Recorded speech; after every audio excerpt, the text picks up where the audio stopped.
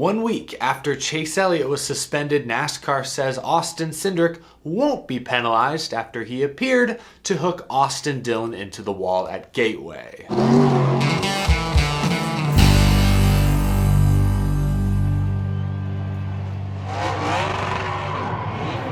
How's it going, y'all? My name is Eric. Welcome to Out of the Groove. Lots of NASCAR news to get to, things to react to, but first, this episode is sponsored by Fram. Fram has recently launched their most durable oil filter yet at Walmart. Fram Synthetic Endurance provides max protection and performance up to 25,000 miles when paired with appropriate synthetic or high mileage oil. It's engineered to provide max durability. It's designed for 99% filtration efficiency. It's got a heavy duty base plate engineered to handle the demands of today's higher flow engines. Fram Synthetic Endurance is available exclusively at Walmart.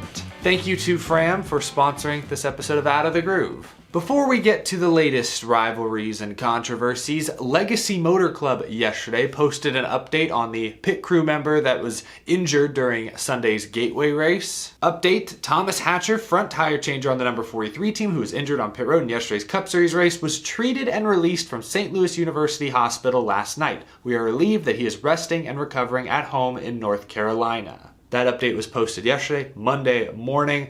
What a relief to hear. Really great news. Fox never showed us exactly what happened on pit road. Maybe they didn't have a great angle, but more than likely they did so out of respect for Thomas Hatcher, his family, the entire crew. I just wanted to wish Mr. Hatcher a healthy and swift recovery. You always hate when something like that happens. Let's talk about the Xfinity Series race at Portland now for just a few minutes. Before we get to Chandler Smith versus country boy Jeb Burton, congratulations to Cole Custer. Yes, I know he got a little lucky with Parker Kligerman and the leaders kind of taking themselves out on that final restart, but Cole Custer was in the mix all day. This is Cole Custer's first Xfinity Series win of the season. Remember, he was kind of sent back down to AAA this year, if you will. Sent back to the Xfinity Series after spending the last 3 years in Cup. And the first few weeks this year were a struggle. We did not see the same Cole Custer that was tearing up the Xfinity Series back in 2019. The past couple months, though, everything has changed. Over his past 7 races, Cole Custer's average finish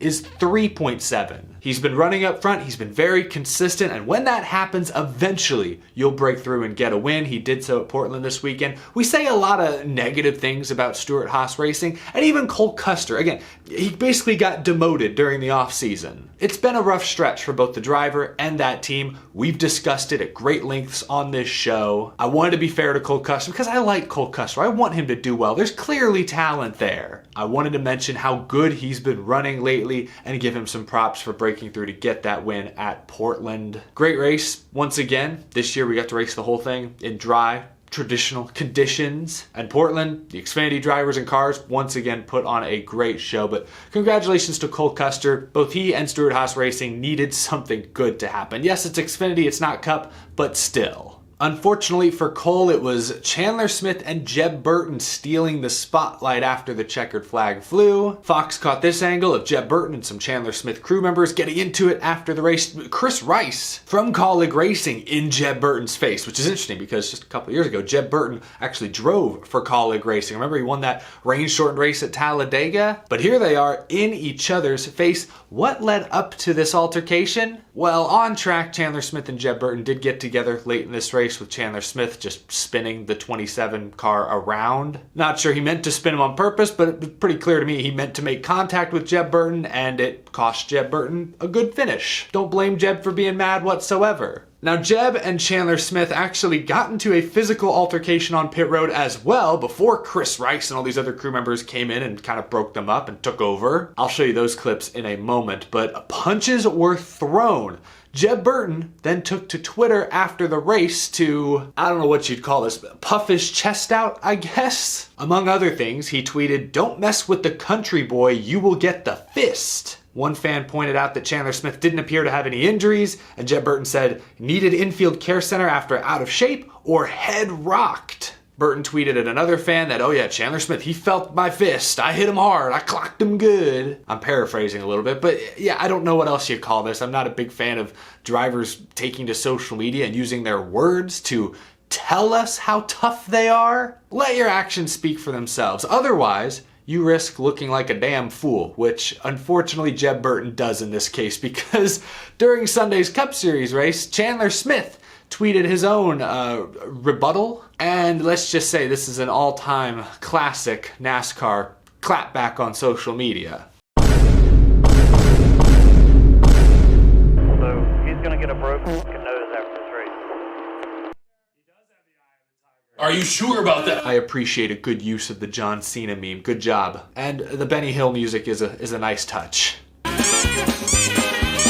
Oh, the sound effects are brutal. Then Chandler Smith shows us his face. Doesn't appear to be any bruising or scratches or anything. Look, I support Jeb Burton going and confronting Chandler Smith. He got spun out on the racetrack. He's mad. Yeah, go confront the guy, for sure. If y'all start shoving or throwing punches, so be it. But don't take to social media replying to randos in your mentions saying, oh yeah, I hit him good. His wife was screaming because I hit him so hard. Yeah, that's something Jeb Burton tweeted. He's a kid. Mess with the country boy, you get the fist. Like, fake tough guy stuff on Twitter is not impressive whatsoever, and it opens yourself up to a classic comeback in the case here of Chandler Smith. I feel for Jeb Burton, he was wronged in this case, but boy, he opened himself up to some serious criticism on Twitter, and I do appreciate Chandler Smith and his social team going above and beyond with the classic Twitter response. All right, moving on, perhaps the biggest story earlier this week is Austin Dillon versus Austin Cindric.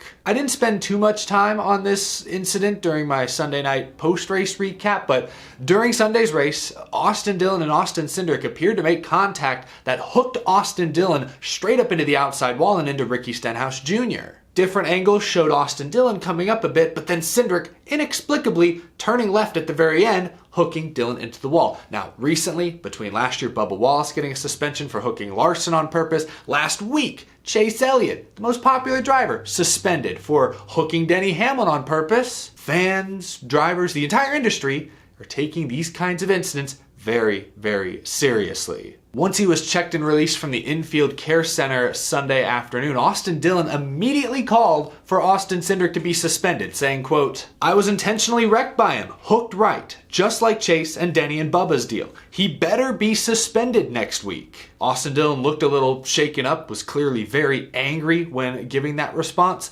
After the race, of course, fellow RCR driver Kyle Busch got the win, so owner Richard Childress was in the media center doing the winner's press conference, and he was asked about Austin Dillon's comments and about the incident with Austin Cindric, and here's what Richard Childress said. Austin Dillon has had some really good runs. He drove up to 10th until Austin Cindric wrecked him on purpose, sort of a payback. Oh, okay, so now you have Austin Dillon saying, yep, it was on purpose, he should be suspended, and you have owner Richard Childress, a lot of clout, saying the same thing. NASCAR confirmed yesterday that they would review the incident, looking at any available SMT data, which, while in real time because of the internet outages, there wasn't any data to look at. After the fact, data had still been recorded, so they had SMT data to study, they had video replays to study. Nothing about that replay is as black and white as what happened between Bubba and Larson for sure, or even what happened between Chase Elliott and Denny last week. Cindric did come down a little. I don't know why. Cindric had a tough race. He sped on pit road early to put himself back behind the 8-ball, and then later he got loose and spun Christopher Bell out. So maybe it was just a bad misjudgment. That's what I believed when first watching the replay. And I think Austin Dillon moving up a half a lane or so at least, to me backs that theory up. Yeah, Cindric came down a little, shouldn't have, bad misjudgment, bad mistake, but Austin Dillon moving up quite a bit, not the same as what Denny Hamlin or what Kyle Larson did. Like Larson, Denny Hamlin, they were holding their wheels straight at that point, and it was Bubba Wallace and Chase Elliott who clearly hung a sharp left to wreck them. It's not nearly as clear in this case, but NASCAR, and honestly credit to them. I don't mind them looking into this incident and taking it seriously. Cover all your bases, leave no stone unturned. I respect that, especially in the wake of the Denny Hamlin Chase Elliott deal just a week ago. You needed to investigate this one as well. But unlike the Hamlin Chase Elliott deal last week, NASCAR came to a very different conclusion on this incident. Looking back at that incident, we didn't see anything and haven't seen anything that really would rise to a level that would be a suspension or a penalty. One car coming up a little bit, another car going down. Just deem this one as really hard racing. Now we are going to have conversation with the two Austins to make sure we're all in a good place as we move forward to Sonoma. But that was Elton Sawyer, NASCAR VP of Competition, appearing on SiriusXM NASCAR Radio, saying no penalty. I think NASCAR made the right call here. I don't think Austin Dillon will agree. Now, granted, those initial comments were taken right after he left the infield care center. Maybe he's had time to sit down, study the data, watch the replay. Maybe he feels a little differently about it, but I guess we'll have to ask him whenever we get the chance. Cindric misjudged, made a bad mistake, but Austin Dillon came up quite a bit as well. So I think in this case, if you're going to suspend somebody, which is a very severe form of punishment, you need to know without a shadow of a doubt that something was done on purpose. Chase Elliott, you could see in the SMT, he did this. Bubba Wallace and Kyle Larson, I mean, you almost didn't need the SMT, the video spoke for itself. In the case of Cindric, Austin Dillon, I'm sure the SMT data just showed, a little turn, a little earlier than it should have been. You also saw Dillon, though, doing this, so it wasn't 100% confirmable. You need to know beyond a shadow of a doubt that it was on purpose to suspend a guy. This is what I'm worried about if NASCAR were to step in and begin penalizing over-aggressive driving or wrecks. Like, sure, maybe there are some short track rules we can adopt where if somebody clearly overcooks it, gets loose and spins someone else out, we send them to the rear. Maybe at some point we can make those calls. But even that I think is risky. Like, look at Ross Chastain versus Michael McDowell on Sunday. Depending on who you ask, did Michael McDowell crowd Ross Chastain a little too much, or did Ross Chastain never really have the position and make a mistake? It's a judgment call. How would you officiate that one? And penalizing someone in NASCAR, it's not quite like a balls and strikes call, which sure, there can be a bad call at the wrong part of the game that ends an inning, strikes somebody out that shouldn't have been struck out. But more times than not, you miss a ball or a strike call here or there, doesn't have that great of an effect on the overall game. In football, if someone throws a flag for pass interference, that can change the entire complexion of the game. I would compare judging NASCAR wrecks more closely to that if I were to compare NASCAR to stick and ball sports, which I understand that is a cardinal sin. I guess what I'm saying is if you're going to issue a severe penalty like a suspension for something that happened on the racetrack, you need to know with 100% certainty who is at fault, and in this case, was it on purpose? And in the Austin Dillon, Austin Cindric incident, we don't even know that Austin Cindric was 100% at fault. I think Austin Dillon at least shares a little bit of the blame. So I think NASCAR got this call right. I hope that in the wake of Denny Hamlin going on his podcast, ranting about Chase Elliott, that this doesn't start a trend of drivers going to the media and crying wolf. Now, real quick, I was almost done editing this video, but Austin Cindric did post the SMT data showing how far Dillon came before Cindric, slightly turned left. And I'll also read his full statement. I'm not a fan of the idea of taking to social media to deal with on-track issues, but it has become clear to me that my voice and input is needed for this discussion to come to an end. Did AD and I make contact? Yes. Was that contact intentional? Absolutely not. The data is pretty cut and dry, but I provided it since it is yet to surface from the start of these accusations. I follow the draft from the 24 car the length of the front straight to make it 3 wide, trapping the 3 car on the bottom, which I viewed as an advantage for me by the time we would get to the exit of turn 2. The 3 comes up to get his arch for the corner, tries to fill the gap, and is not clear, all happening right at the braking point for the corner.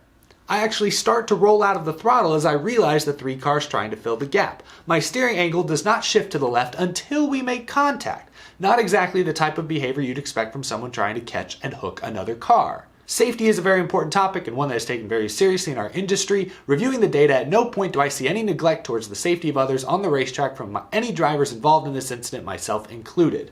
Objectively, I cannot see how intent or, if I'm being honest, full responsibility can be placed on me here, especially racing hard for position at the end of the race. As a professional, I do not enjoy having my character in question when it is not justified.